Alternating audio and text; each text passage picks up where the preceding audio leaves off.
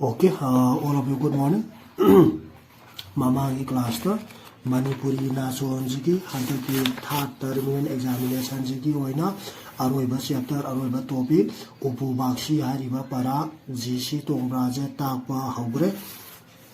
aduna ngasi upu bakshi GC tongbra gi para je takpa loisalaba matungda khoye Manipuri Nongin gi amuk takthaba homake ko exam जो कुछ अलग रहे तो मैं syllabus से किताब फुजला जी को ओके ममांग की क्लास ता पेज नंबर 93 की फर्स्ट पैराग्राफ वगैरह सेकंड पैराग्राफ शेप तगी yang से गंतारे को सिदगी yang से कोई की पाराजे ड्रामा ने ना अदुना एकदम पाथर आ गया को पाबु डॉक्टर अमा कौरुशिरा Sandra Namukume, Twampisak Nang Makha Tangbagi Ipu Maibadu Kauru Mihul Amuktang Yang Hansi. Sao Nang Hare Angang Sa Ising Ashaba Tagat Lo Iru Maitha Rabasu Ko Sabu Take Hairabasu Yanabak Siangna Tabak Tanuko Next Babi Nina Ai Kung Noige Kiran Nang Mai Tagalo Kirana Humang Anapa Kai Humang Humkige Next Ayangje Nungsama Pi Wang Tapa Huanba Nungsat Tinaba Mipainaba Shibagi Matau Pibam Kaiba Mayamna Kapnaba Pi Angobana Kupshinba. Okay, Yangsi Sao Nau Hare O Ibungo Masing Ko Naiba Wo Nanabu Warau Ko Kala Ida Shabaning Tina Tauba Panghodeda Warau Nuko Babi Nipa Ising Patabadagi Aishu Pangang Kreko Ibungo Ngau Shu Ngau Kreda Nipado Sandra Nanghare Aibushu Warau Nuko Shekhar Pabung Aibu Isia Saubina Niatuna Nakoi imungsi amuk pibam tanaba waibada kaya ko ngangkre tat kaya taukre nakoi pabungi mirol taraknaba tauruba ngangnina nanaubu ngapiyo sianang hare pabung nasabu ngapiyo Nahanina Pabungna Haiba Indana Matam Khara Ngaurubado Uktaba Angang Wairure Hayang Mapoktadi Pabungi Shaba Matuam Lomjage Kurumi Babi Sauning Wan Badai Haunaba Haunadaba Ikai Iki Khangjarudre Ko Nungaitaba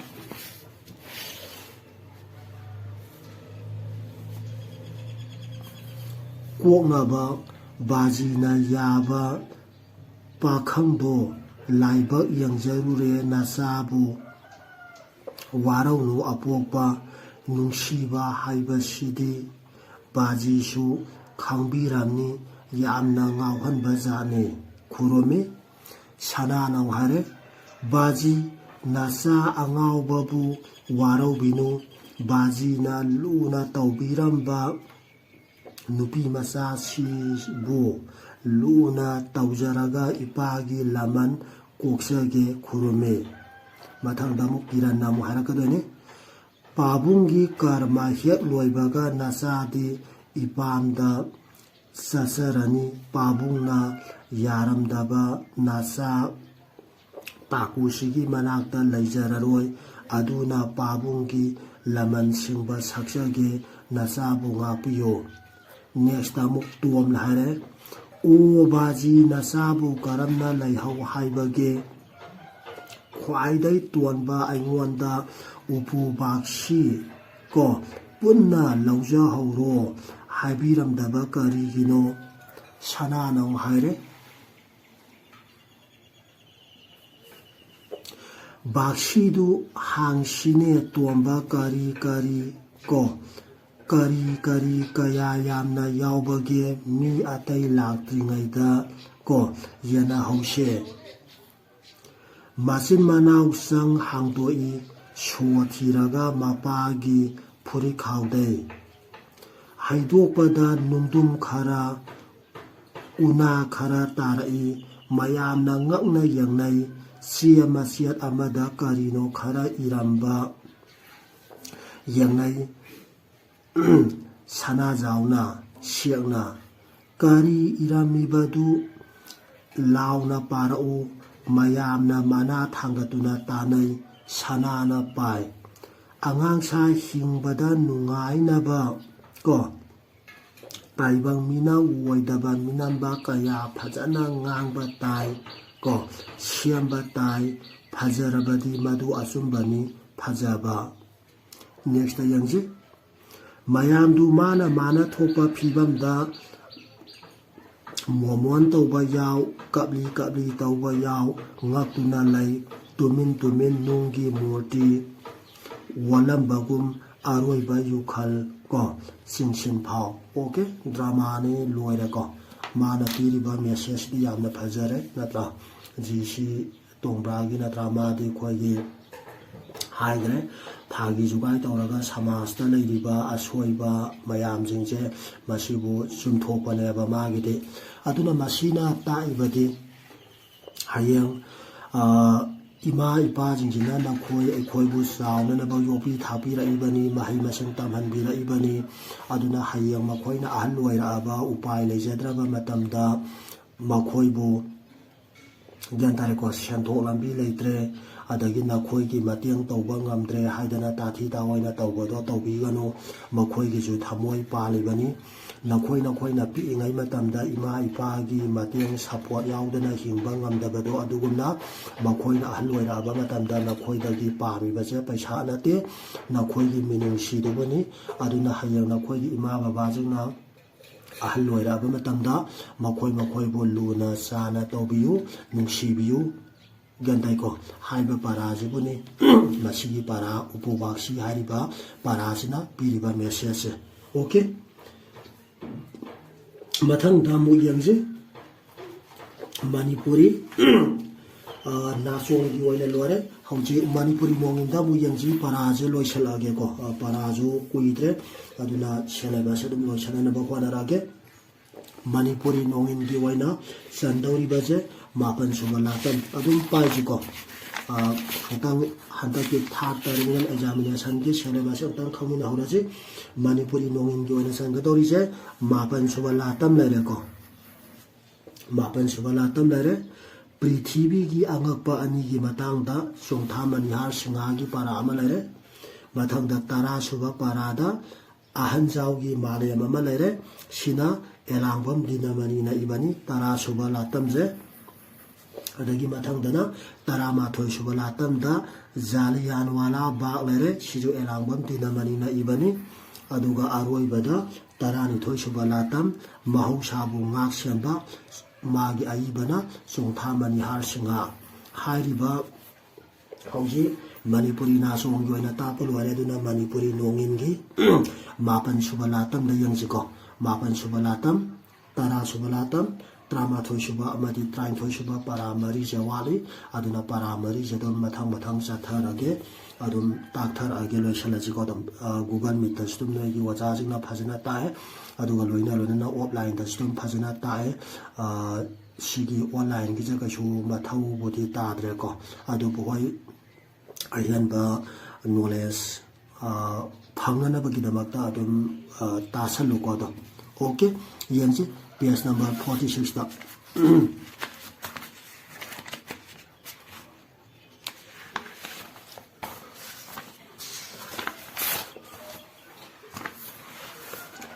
Page number 46 tamgadoribase Prithibigi angakpa ani.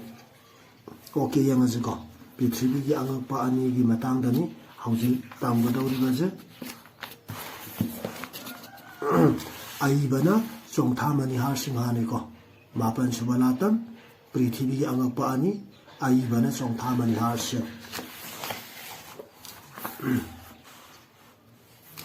Malem Prithibigi sida khoigi angakpa yam laigre adubu sidai sida tamakadoribasti angakpa ani khaktagi matangdani yangji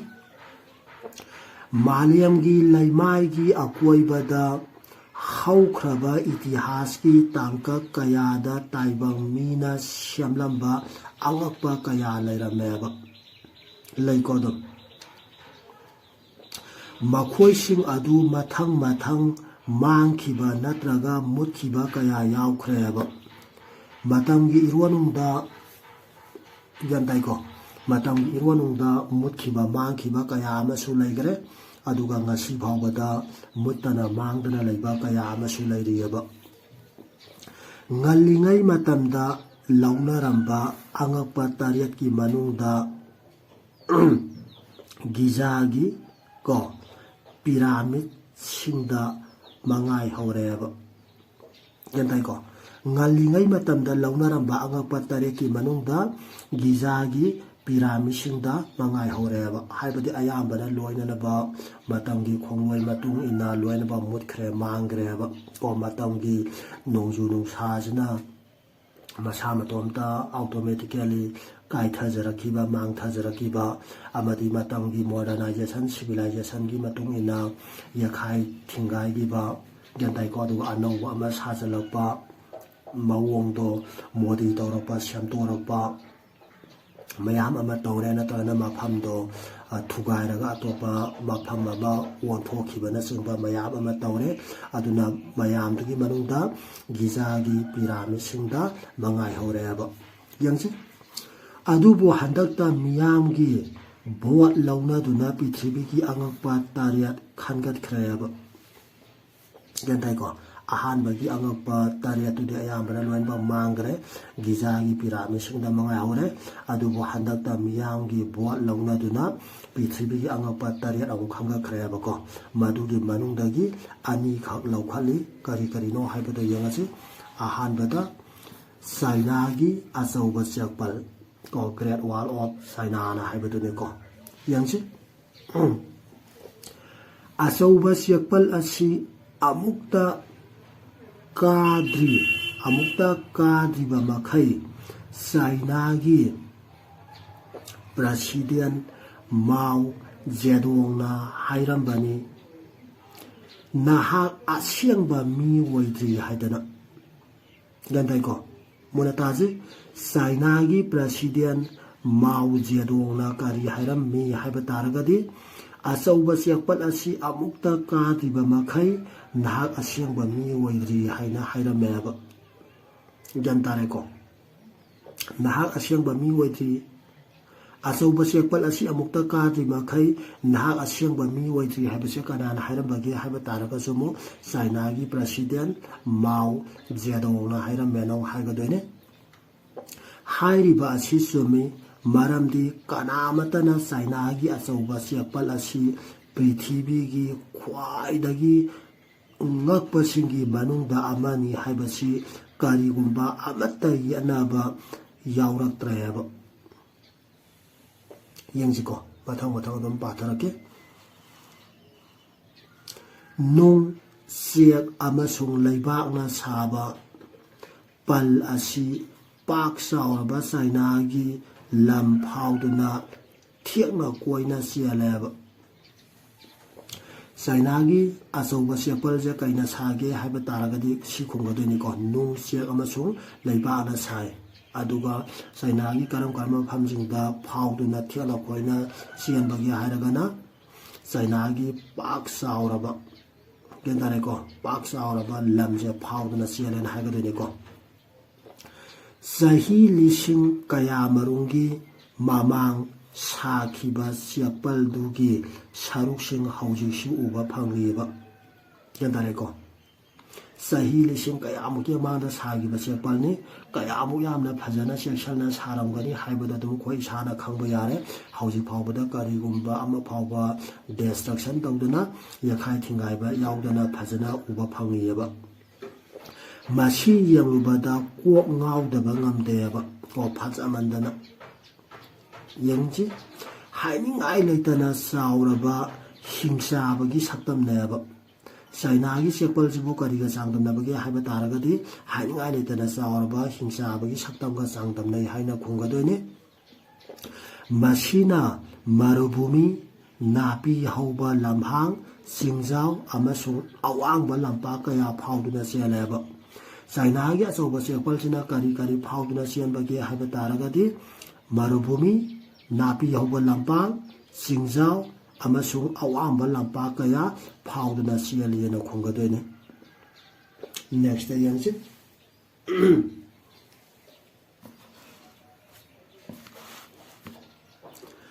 Pal asi meter manga dagi nipal phawba wangi meter manga dagi na meter nipal wangi ko dum natra meter manga meter nipal asti dum ya wangre noina dum tara tingthopa matam dastung khangedana ko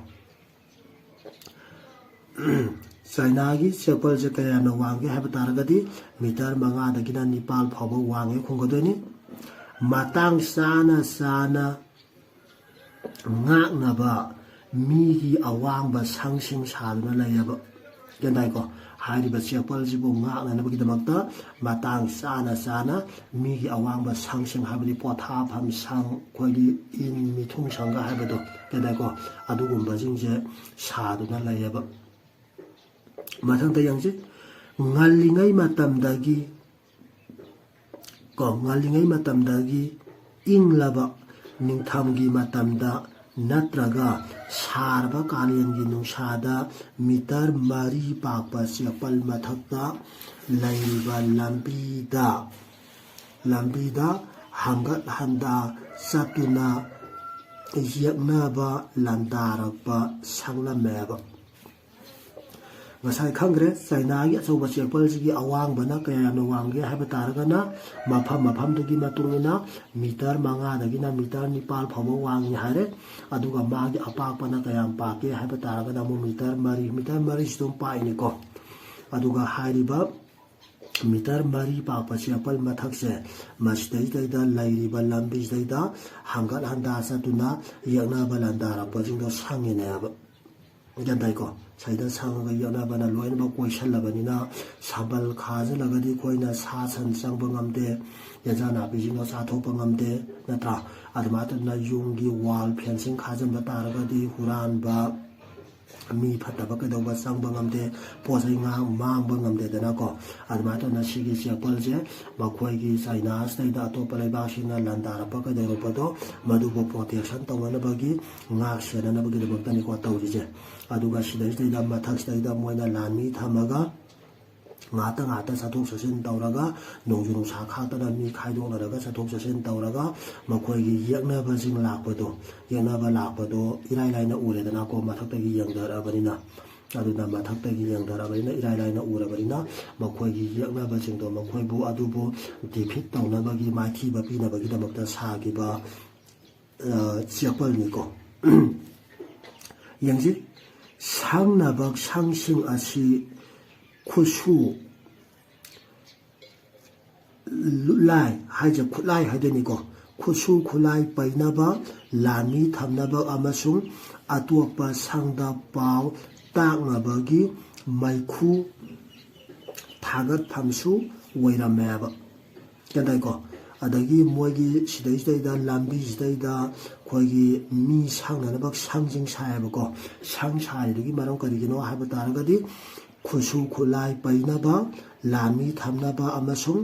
atopa sangda pau takna bagi maikhu thagat phamsu oira meba gantare ko next yangji pal asi sainagi ahanba samraija lingkhalamba si ko mawang tina Kristagi mamang sahi lising anirongi mamang dagi awang maikai dagi landarakpa ꯂꯥꯟꯗꯥꯔꯛꯄ ꯆꯥꯎꯈꯠꯇꯕꯁꯤꯡ ꯍꯥꯏꯕꯗꯤ ꯃꯪꯒꯣꯜ ꯀꯅꯥꯅꯣ ꯌꯦꯡꯁꯤ ꯇꯥꯔꯇꯥꯔ ꯑꯃꯁꯨꯡ ꯍꯨꯟ ꯉꯥꯛꯊꯣꯛꯅꯕ ꯁꯥꯕ ꯍꯧꯔꯝꯕꯅꯦꯕ ꯆꯥꯏꯅꯥꯒꯤ great ꯋꯥꯜ ꯑꯆꯧꯕ ꯆꯦꯛꯄꯜ ꯁꯥꯔꯝꯕꯒꯤ ꯃꯔꯝ ꯀꯔꯤꯅꯣ ꯍꯥꯏꯕ ꯇꯥꯔꯒꯗꯤ ꯁꯤ ꯈꯨꯝꯒꯗꯣꯏꯅꯤꯀꯣ ꯃꯈꯣꯏꯒꯤ ꯌꯦꯛꯅꯕ ꯐꯠꯇꯕ ꯃꯤꯁꯤꯡꯗꯣ ꯃꯗꯨꯕꯨ ꯉꯥꯛꯊꯣꯛꯅꯕꯒꯤꯗꯃꯛꯇꯅꯤ ꯑꯃꯗꯤ ꯆꯥꯏꯅꯥꯒꯤ ꯑꯆꯧꯕ ꯆꯦꯛꯄꯜꯁꯦ ꯀꯅꯥꯅ ꯁꯥꯕ ꯍꯧꯔꯝꯕꯒꯦ ꯍꯥꯏꯕ ꯇꯥꯔꯒꯗꯤ ꯁꯤ ꯈꯨꯝꯒꯗꯣꯏꯅꯤꯀꯣ ꯄꯜ ꯑꯁꯤ ꯆꯥꯏꯅꯥꯒꯤ ꯑꯍꯥꯟꯕ ꯁꯥꯝꯔꯥꯖ꯭ꯌ ꯂꯤꯡꯈꯠꯂꯝꯕ ꯁꯤ ꯃꯋꯥꯡꯇꯤꯅ ꯈ꯭ꯔꯤꯁꯇꯒꯤ ꯃꯃꯥꯡ ꯆꯍꯤ 2000ꯒꯤ ꯃꯃꯥꯡꯗꯒꯤ ꯑꯋꯥꯡ ꯃꯥꯏꯀꯩꯗꯒꯤ ꯂꯥꯟꯗꯥꯔꯛꯄ ꯆꯥꯎꯈꯠꯇꯕꯁꯤꯡ ꯉꯥꯛꯊꯣꯛꯅꯕ ꯁꯥꯕ ꯍꯧꯔꯝꯕꯅꯦꯕ ꯌꯦꯡꯁꯤ ꯃꯇꯨꯡꯗ ꯂꯥꯛꯄ ꯅꯤꯡꯊꯧꯁꯤꯡꯅ ꯃꯊꯪ ꯍꯥꯞꯆꯤꯟꯗꯨꯅ ꯍꯧꯖꯤꯛ ꯕꯔꯒ ꯀꯤꯂꯣꯃꯤꯇꯔ 3,800 ꯂꯣꯝ ꯅꯣꯡꯄꯣꯛ ꯅꯣꯡꯆꯨꯞꯇ ꯀꯣ ꯁꯥꯡꯒꯅꯦꯕ ꯁꯥꯕ ꯍꯧꯔꯝꯕꯁꯤꯅ ꯑꯩꯈꯣꯏꯒꯤ ꯁꯤ ꯃꯋꯥꯡꯇꯤꯅ ꯍꯧꯔꯝꯕ ꯒ꯭ꯌꯥꯟ ꯇꯥꯔꯦꯀꯣ ꯑꯗꯨꯕꯨ ꯅꯤꯡꯊꯧ ꯃꯊꯪ ꯁꯨꯝ ꯄꯥꯜꯂꯛꯄ ꯅꯤꯡꯊꯧꯁꯤꯡꯗꯣ ꯑꯗꯨꯗꯨꯅ ꯁꯨꯝ ꯍꯥꯞꯆꯤꯜꯂꯛꯄꯗꯒꯤ ꯍꯧꯖꯤꯛꯇꯤ ꯀꯌꯥꯃꯨꯛ ꯌꯥꯝꯅ माजे सांगे है तारकांदा किलोमीटर 3,800 मु को कनो तौरेब नोपो नोसुबसिदा सांगेब यंगजी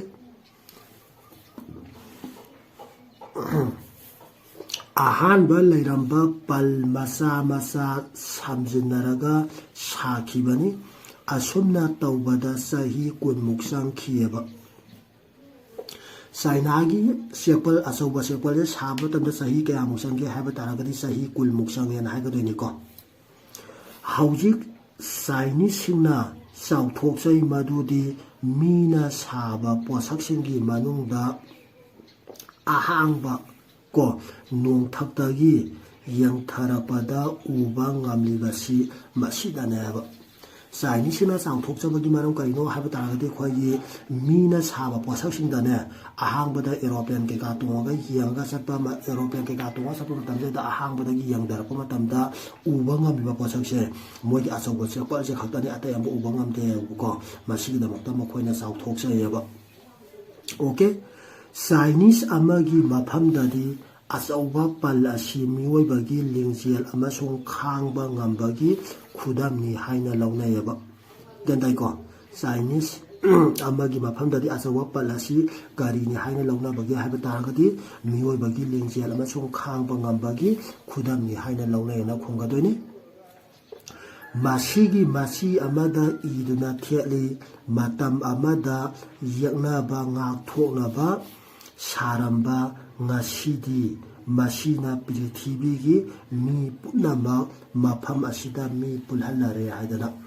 चाइनागी अचौबा चेपलजिदगी मसी अमदा कारी इरंबगे हाइबतागदी सि खुंगदोइनि मतम अमदा यक्नाबा ngakthoknaba सारंबा ngasiदी मसीना पृथ्वीगी मी पुनमक मफम असिदा पुलहलरे हाइना खुंगदोइबा ओके मथंगदा यंगसि अनिसुबदा कनानो हाइबा तमजैदा मासु पिछुगी अरीबा को अरीबा सिंदोन यंगसि अनिसुबदा मासु पिछुगी अरीबा सिंदोन अदुम यंगसि दम ताथरके को अरीबा को इनका सिंना मखोयगी लांबु ताहु नातिन सासुयो हाइबदी मालियमगी सिथियक मारीगी साम्राज्य हाइना खांगनारामेबा अरीबा इनका सिंना गन्दाइको मखोयगी लांबु करी हाइना खांगनारामगे हाइबा तारगदी ताहु को नातिन सुयो हाइना खांगनारामी हाइबदी खोयगी करी हाइना मालियमगी सिथियक मारीगी साम्राज्य हाइना खांगनारामेबा गन्दाइको ताहु नातिन सुयोगी वहान्दो करिनो हारबा तारगदी मालियमगी सिथियक मारीगी साम्राज्य हाइबा हाइगदोइनि अदुगा मालियमगी सिथियक मारीगी साम्राज्य जिना खांगनारिबजे करिनो हाइबा तारगदी मो खोयगी ताहु नातिन सुयो जे खुंगदोइबा Yangtze Hairiba lam asina Kualambadagi haujiki Peru matangda Ecuador Kha Colombia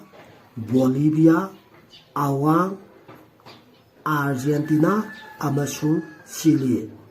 Hairiba lam asina haibadi khoigi Tawu Natin Suyo Hairiba lamsina kari lam Kualamge haiba taragadi yengziko khoigi haujiki lamda haragana Peru Ecuador Kha Colombia Bolivia Awang Argentina amasung Chile hairiba jingje Kualameba Makhoi asi kilometer Lising Kuntraga Samanga Humputarama Toy Sangba Lambina Samna Haleba Gedareko Hariba Tahu Natin Suyoje Karina Karamba Lambina Kayam Sangba Lambina Samna Habataragadi kilometer Lising Kuntraga Samanga Humdrama Toy Sangba Lambina Samna Hali Hagadeba Hariba Lambi Asida Sit Nana Taktoklaba Nung Thaiba Gandai Hairiba Lambi Asida Sitnana Taktoklaba Nung Thaiba Okay Yangji Matangda Lambi Sing Asi Amasung Inkagi Samrajagi Sahar Sing Khongna Sapa Mising Gidamak Amasung Keji Yankhaigi Mathak Phauba Puba Ngamba Utmanba Zama Haibadi Khoigi Lalama Haina Khangnaba Apikpa Sa Amana Satnanabagi Ko Siamba Wairameba Yandai Ko Ngasagi kilometer Lising Kum Traga Samanga Hundra Sangba Lambido Karina Tarambagi Habataragadi Sitnan Ko Sitnana Taktoklaba Nunga Thai Hare Hairiba Lambi Asi Ko Hairiba Lambi Asi Amasung Inkagi Samrajagi Sarjingje Khongna Sapa Misingidama Amasung Keji Yankhaigi Mathak Phauba Puba Ngamba Utmanba Lama Lalama Haina Khangnaba Apikpa Sa Amana Satnabagi Siamba Wairameba Hairiba Lambije Gantareko Lama Yatubam Kari Kauge Hagadi Lalama no Hagudeniko Gantaiko Adokwagi Masu Bisugi Ariba Singbolgi Lambi Jakari Sadabagi Mota Siambano Haiba Taraga Demo Khongna Sapa Mising Abadi Keji Yankhaigi Mathakta Laiba Pot Puba Utmanba Lama Haina Khangnaba Apikpa Sa Amana Satnanabagi Siamba Wairameba Sigi Lambije Next day Yangji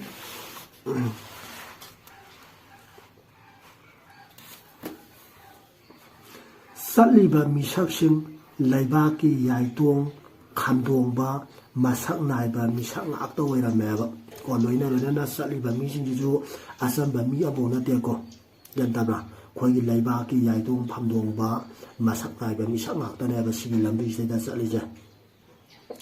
Makhoi Punsida Yamdrabada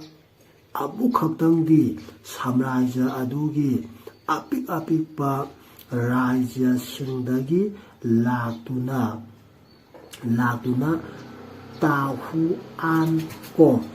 Tinsuyo Samrajagi Kwanu Kosko Yangba Tarameba Gantareko Silambi Seda Muse Pak Sateko Adu Satlibasiki Maram Karikino Haiba Taragati Khoigi Apikpa Raja Singdagi Latuna Tahuan Tahuan Tinsuyo Samrajagi Kwanu Tosko Yangbagi Tabaktaneba Ko Moina Kanotora Misha Next day Yangsi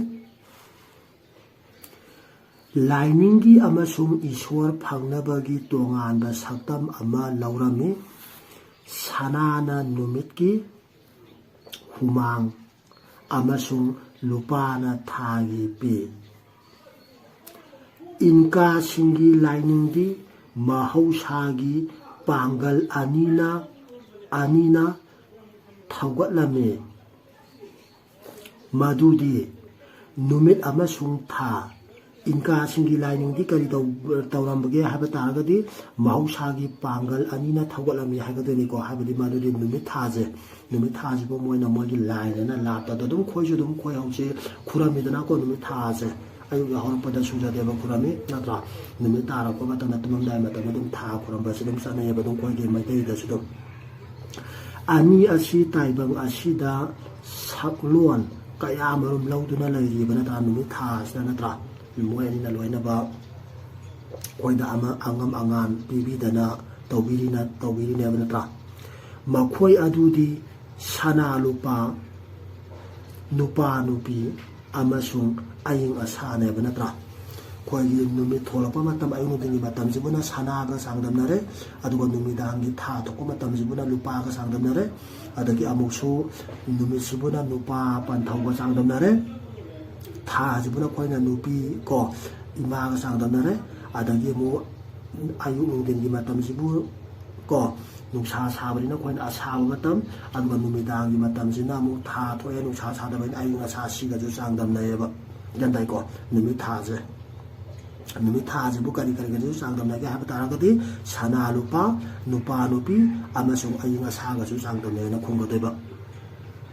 next ꯌꯦꯡꯁꯤ ꯏꯟꯀꯥꯁꯤꯡꯒꯤ ꯑꯉꯟꯕ ꯃꯇꯝꯒꯤ ꯁꯍꯔꯁꯤꯡ ꯂꯂꯣꯟ ꯏꯇꯤꯛꯀꯤ ꯅꯠꯇ꯭ꯔꯒ ꯔꯥꯖꯅꯤꯇꯤꯒꯤ ꯀꯥꯟꯅꯕꯒꯤ ꯃꯥꯏꯀꯩꯗꯒꯤ ꯂꯨꯅ ꯈꯟꯅꯔꯝꯗꯦꯕ ꯒ꯭ꯌꯥꯟ ꯏꯟꯀꯥꯁꯤꯡꯒꯤ ꯑꯉꯟꯕ ꯃꯇꯝꯗ ꯀꯔꯤ ꯇꯧꯔꯝꯒꯦ ꯍꯥꯏꯕ ꯇꯥꯔꯒꯗꯤ ꯑꯉꯟꯕ ꯃꯇꯝꯗꯗꯤ ꯁꯍꯔꯁꯤꯡꯒꯤ ꯂꯂꯣꯟ ꯏꯇꯤꯛꯀꯤ ꯅꯠꯇ꯭ꯔꯒ ꯔꯥꯖꯅꯤꯇꯤꯒꯤ ꯀꯥꯟꯅꯕꯒꯤ ꯃꯥꯏꯀꯩꯗꯒꯤ ꯂꯨꯅ ꯈꯟꯅꯔꯝꯗꯦꯕ ꯌꯦꯡꯁꯤ ꯑꯃꯔꯣꯝꯗ ꯃꯈꯣꯏ ꯂꯥꯏꯅꯤꯡꯒꯤ ꯑꯃꯁꯨꯡ ꯊꯧꯂꯥꯡꯒꯤ ꯃꯥꯏꯀꯩꯔꯣꯝꯗ ꯌꯦꯡꯂꯝꯃꯦꯕꯀꯣ ꯑꯌꯥꯝꯕ ꯃꯇꯝꯗ ꯏꯟꯀꯥꯁꯤꯡꯅ ꯀꯔꯤ ꯇꯧꯔꯝꯒꯦ ꯍꯥꯏꯕ ꯇꯥꯔꯒꯗꯤ ꯒ꯭ꯌꯥꯟ ꯇꯥꯏꯀꯣ ꯂꯥꯏꯅꯤꯡꯒꯤ ꯑꯃꯁꯨꯡ ꯊꯧꯂꯥꯡꯒꯤ ꯃꯥꯏꯀꯩꯔꯣꯝꯗ ꯌꯦꯡꯂꯝꯃꯤ ꯍꯥꯏꯒꯗꯣꯏꯕꯀꯣ ꯂꯥꯏꯗꯤ ꯌꯥꯝ ꯊꯥꯖꯕ ꯍꯥꯏꯕ ꯇꯥꯔꯦ ꯏꯁꯝ ꯁꯝꯅ ꯍꯥꯏꯔꯕꯗ ꯃꯌꯥꯝꯁꯤꯒꯤ ꯃꯅꯨꯡꯗꯒꯤ ꯑꯃꯈꯛ ꯂꯩꯔꯝꯃꯤ ꯃꯗꯨꯗꯤ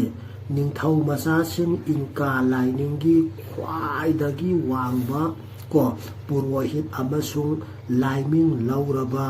ꯃꯤꯁꯤꯡꯗ ꯆꯪꯍꯜꯂꯝꯃꯦꯕ ꯒ꯭ꯌꯥꯟ ꯇꯥꯏꯀꯣ ꯑꯃꯨꯛꯀ ꯄꯥꯒꯦ ꯃꯌꯥꯝꯁꯤꯒꯤ ꯃꯅꯨꯡꯗꯒꯤ ꯑꯃꯈꯛ ꯂꯩꯔꯝꯃꯤ ꯃꯗꯨꯗꯤ ꯅꯤꯡꯊꯧ ꯃꯆꯥꯁꯤꯡ ꯏꯟꯀꯥ ꯂꯥꯏꯅꯤꯡꯒꯤ ꯈ꯭ꯋꯥꯏꯗꯒꯤ ꯋꯥꯡꯕ ꯄꯨꯔꯣꯍꯤꯠ ꯑꯃꯁꯨꯡ ꯂꯥꯏꯃꯤꯡ ꯂꯧꯔꯕ ꯃꯤꯁꯛꯁꯤꯡꯗ ꯆꯪꯍꯜꯂꯝꯃꯦꯕꯀꯣ ꯍꯥꯏꯕꯗꯤ ꯂꯥꯏꯇꯤꯟ ꯌꯥꯝ ꯊꯥꯖꯕꯒꯤ ꯋꯥꯅꯤꯀꯣ ꯃꯁꯤꯅ ꯑꯇꯣꯞꯄ ꯎꯉꯝꯗꯕ ꯑꯃꯁꯨꯡ ꯑꯔꯣꯟꯕ ꯀꯣꯁꯀꯣ ꯑꯃꯅꯦꯕ ꯀꯣ ꯌꯦꯡꯁꯤ ꯃꯁꯤꯅ ꯑꯇꯣꯞꯄ ꯎꯉꯝꯗꯕ ꯑꯃꯁꯨꯡ ꯑꯔꯣꯟꯕ ꯀꯣꯁꯀꯣ ꯑꯃꯅꯤ ꯑꯗꯨꯕꯨ ꯃꯐꯝ ꯑꯗꯨꯗ ꯁꯅꯥ ꯑꯃꯁꯨꯡ ꯂꯨꯄꯥꯗꯤ ꯐꯪꯕ ꯉꯝꯂꯣꯏꯕ ꯐꯪꯂꯤꯕꯁꯤꯡꯗꯨꯗꯤ ꯄꯨꯟꯁꯤꯒꯤ ꯄꯥꯡꯒꯜ ꯃꯥꯂꯦꯝ ꯑꯃꯁꯨꯡ ꯃꯥꯂꯪꯒꯤ ꯑꯁꯦꯡꯕ ꯊꯋꯥꯏꯒꯤ ꯁꯛꯇꯤ ꯂꯩꯆꯤꯟ ꯑꯃꯁꯨꯡ ꯆꯤꯡꯖꯥꯎ ꯇꯥꯏꯕꯪ ꯃꯤꯅ ꯄꯥꯡꯊꯣꯛꯂꯝꯕ ꯊꯕꯛ ꯃꯍꯧꯁꯥ ꯀꯧꯕꯤ ꯑꯃꯁꯨꯡ ꯃꯥꯂꯦꯝ ꯍꯧꯔꯛꯄꯗꯒꯤ ꯂꯩꯔꯛꯂꯕ ꯑꯀꯟꯕ ꯅꯨꯡꯖꯥꯎ ꯀꯌꯥ ꯒ꯭ꯌꯥꯟ ꯇꯥꯔꯦꯀꯣ ꯌꯦꯡꯁꯤ ꯃꯣꯏꯅ ꯃꯐꯝꯁꯤꯗ ꯀꯔꯤ ꯎꯕ ꯐꯪꯒꯦ ꯍꯥꯏꯕ ꯇꯥꯔꯒꯗꯤ ꯁꯤ ꯈꯨꯝꯒꯗꯣꯏꯅꯤꯀꯣ ꯄꯨꯟꯁꯤꯒꯤ ꯄꯥꯡꯒꯜ ꯃꯥꯂꯦꯝ ꯑꯃꯁꯨꯡ ꯃꯥꯂꯪꯒꯤ ꯑꯁꯦꯡꯕ ꯊꯋꯥꯏꯒꯤ ꯁꯛꯇꯤ ꯂꯩꯆꯤꯟ ꯑꯃꯁꯨꯡ ꯆꯤꯡꯖꯥꯎ ꯇꯥꯏꯕꯪ ꯃꯤꯅ ꯄꯥꯡꯊꯣꯛꯂꯝꯕ ꯊꯕꯛ ꯃꯍꯧꯁꯥ ꯀꯧꯕꯤ ꯑꯃꯁꯨꯡ ꯃꯥꯂꯦꯝ ꯍꯧꯔꯛꯄꯗꯒꯤ ꯂꯩꯔꯛꯂꯕ ꯑꯀꯟꯕ ꯅꯨꯡꯖꯥꯎ ꯀꯌꯥꯅꯦꯕ ꯃꯣꯏꯅ ꯎꯕ ꯐꯪꯉꯤꯁꯦ ꯑꯁꯤꯒꯨꯝꯕ ꯁꯍꯔ ꯑꯁꯤ ꯍꯧꯖꯤꯛ ꯃꯆꯨ ꯄꯤꯁꯨ ꯅꯠꯇ꯭ꯔꯒ ꯑꯔꯤꯕ ꯆꯤꯡꯗꯣꯜ ꯍꯥꯏꯔꯒ ꯈꯪꯅꯔꯦꯕꯀꯣ ꯃꯐꯝꯁꯤꯕꯨ ꯍꯧꯖꯤꯛ ꯀꯔꯤ ꯍꯥꯏꯅ ꯈꯪꯅꯔꯒꯦ ꯍꯥꯏꯕ ꯇꯥꯔꯒꯗꯤ ꯑꯩꯈꯣꯏꯅ ꯃꯆꯨ ꯄꯤꯁꯨ ꯅꯠꯇ꯭ꯔꯒ ꯑꯔꯤꯕ ꯆꯤꯡꯗꯣꯜ ꯍꯥꯏꯔꯒ ꯈꯪꯅꯩꯌꯦꯕꯀꯣ ꯑꯗꯨꯝ ꯃꯆꯨ ꯄꯤꯁꯨꯒꯤ ꯑꯇꯣꯞꯄ ꯃꯤꯡ ꯀꯔꯤ ꯀꯧꯒꯦ ꯍꯥꯏꯕ ꯇꯥꯔꯒꯁꯨ ꯑꯔꯤꯕ ꯆꯤꯡꯗꯣꯜꯁꯦ ꯀꯩ ꯍꯥꯏꯔꯒꯁꯨ ꯈꯪꯅꯒꯦ ꯍꯥꯏꯕ ꯇꯥꯔꯒꯁꯨ ꯃꯆꯨ ꯄꯤꯁꯨ ꯑꯣꯟꯊꯣꯛ ꯑꯣꯟꯁꯤꯟꯅꯤꯀꯣ ꯃꯁꯤ ꯚꯥꯔꯠ ꯕꯔꯁꯗ ꯈ꯭ꯔꯤꯁꯇꯒꯤ ꯃꯃꯥꯡ ꯁꯥꯔꯝꯕ ꯐꯖꯔꯕ ꯑꯖꯥꯟꯇꯥꯒꯤ ꯆꯤꯡꯅꯨꯡꯈꯨꯠ 1918ꯗ ꯂꯧꯅꯕ ꯈꯪꯂꯛꯄ ꯑꯗꯨꯝ haina masu pisu lising amaga samapal taramathoida ko thengnarakhiaba okay angko parake masi Bharat Barshada Krishna gi mamangda saramba phajaraba ajantagi singmung hut habadi ko gi surung dubani ko lising amaga sanipan taramapanda da launaba khanglakpa adum haina masu pisu lising amaga samapal taramathoida thengnarakhi okay sibok tawraji mathangi class da loisanji ko